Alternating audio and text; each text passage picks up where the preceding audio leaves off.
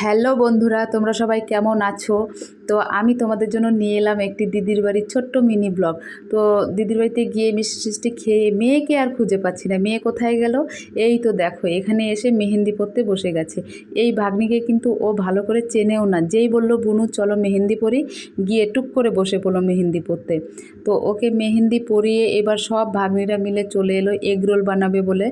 তো ওরা আগেই বলছিল যে এগরোল বানাবে, তো সেদিনই আমরা গেলাম। আমাদের কপাল খুব ভালো ছিল, তাই সেদিন গেলাম। তো এইখানে দেখো এগরোল বানানোর জন্য সব কিছু রেডি করে ফেলেছে। তো এইখানে রুটিটা ভাজছে।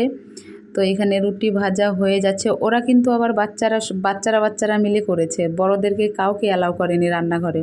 তো এখানে দেখো সব কিছু রেডি করে ডিমটা ভাজছে, তার উপরে রুটিটা দিয়ে দেবে। তো আমি বাড়িতে বানানো এগরোল কোনো দিনও খাইনি, দোকানে খেয়েছি, কিন্তু বাড়িতে কোনো দিনও ট্রাই করিনি। তো খুবই ভালো হয়েছিল। ভাগ্নিরা মিলে ছোটরা মিলে করেছিল। তো এইখানে দেখো এগরোল ভাজা হয়ে গেছে, এখন তার উপরে এসব দিয়ে রোল করে নিলেই রেডি এগরোল। তো এইখানে দেখা যাচ্ছে একটা দুটোর এগরোল আমি দেখিয়েছি, কিন্তু ওরা কিন্তু 25-30টার মতো এগরোল বানিয়েছে। তো অনেক সময় ধরে সন্ধ্যা থেকে একদম রাত 10টা পর্যন্ত ওরা রান্না করে যুদ্ধ করছিল। তো আমি মাঝে মাঝে গিয়ে টুকটুক করে একটু করে ভিডিও করলাম। তো এই যে এখানে উপরে পেঁয়াজ টেয়াজ দিয়ে দিচ্ছে। এগরোলটা খেতে ভীষণ ভালো হয়েছে, দোকানের থেকে অনেক অনেক ভালো হয়েছে।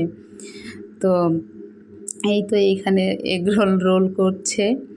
তো ওদের বাড়িতে অনেক মেম্বার, তো তার মধ্যে অনেক আত্মীয় স্বজন ছিল। আমরা গিয়েছিলাম, দিদির জায়ের বোন গিয়েছিল, ওদের বাচ্চা কাচ্চা গিয়েছিল। তো অনেকজন হয়েছিলাম, তাই এতগুলো এগরোল বানিয়েছে। তো ওদের ধৈর্যও আছে বলতে হবে। তো এগরোল বানানো এইখানে রেডি। তো এগরোলটা কীরকম হয়েছে তোমরা সবাই একটু বলবে। ছোট ছোট বাচ্চারা মিলে করেছে, খেতেও অনেক ভালো হয়েছে, অনেক টেস্টি হয়েছে। তো এই তো দেখো এগরোল রেডি। তো এই যে আমাদেরকে সবাইকে দিয়ে দিল, আমি তো পুরো একদম রাক্ষসের মতো খাচ্ছি।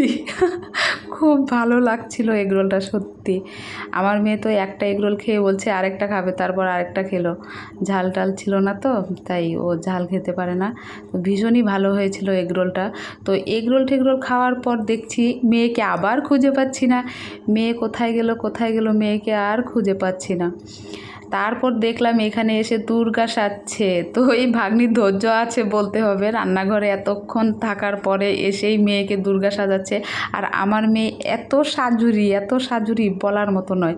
মানে যেই বলল বুনু চলো তোমাকে সাজাবো, দেখো কত মেকআপ নিয়ে বসেছে।